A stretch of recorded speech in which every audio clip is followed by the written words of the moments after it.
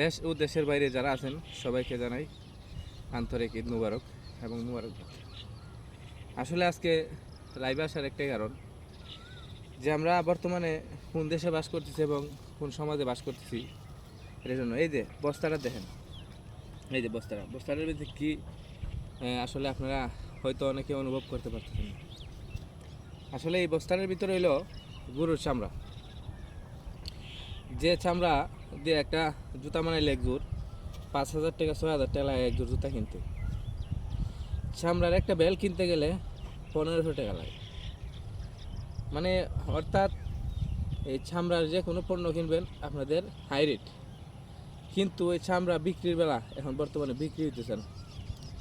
আমার কথা হলো যে আপনারা যদি এই চামড়াগুলা আপনারা সিন্ডিকেট করে আপনারা বিক্রি করার মতো উপযোগী না করেন, হ্যাঁ, বিক্রি নাই হয়, তাইলে আপনারা মানে কথা মতো আপনাদের যে কথা এবং আপনাদের যে চরিত্র এবং যে সুশীল সমাজে বোঝা যাইতেছে যে আসলে এই চামড়াগুলো যদি বিক্রি না হয় এবং আপনারা কিনে না নেন, তাহলে বোঝা গেল হোটেল আছে, তাইলে এত টাকা মূল্য কেন আমাদের চামড়ার একজন জুতার দাম এত টাকা কেন হবে, একটা বেল্টের দাম এত টাকা কেন হবে?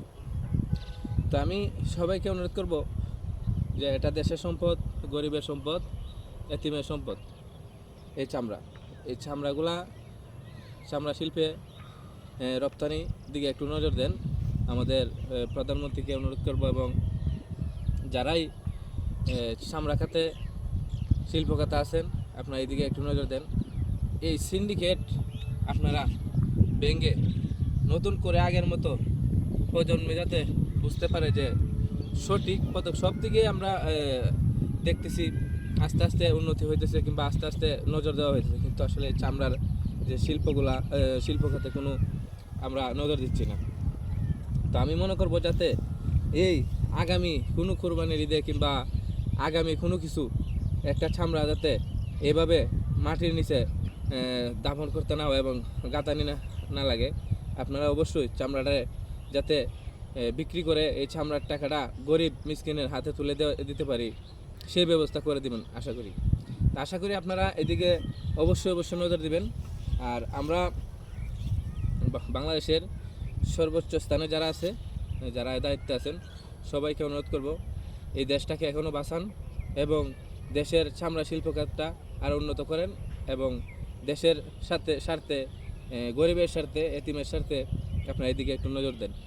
তো আমি একজন নগণ্য একটা মানুষ, আপনারা জানেন, হয়তো মাঝে মধ্যে লাইভে আসি কিংবা কোনো কিছু তুলে ধরি। আমি সবসময় লাইভে আসি না, কোনো কিছু তুলে ধরি না, হয়তো যদি কোনো কিছু প্রতিবাদ করার মতো কোনো কিছু আমার চোখে পড়ে তখনই আমি প্রতিবাদ করি। তো ধন্যবাদ। যদি ভিডিওর মধ্যে এবং কথার মধ্যে আমার কোনো ভুল ত্রুটি হয় ক্ষমা সুন্দর দৃষ্টিতে দেখবেন। আপনাদের ধন্যবাদ। আমাকে ক্ষমা করে দিবেন যদি কোনো ভুল বেদবি করে থাকি। আল্লাহ হাফেজ।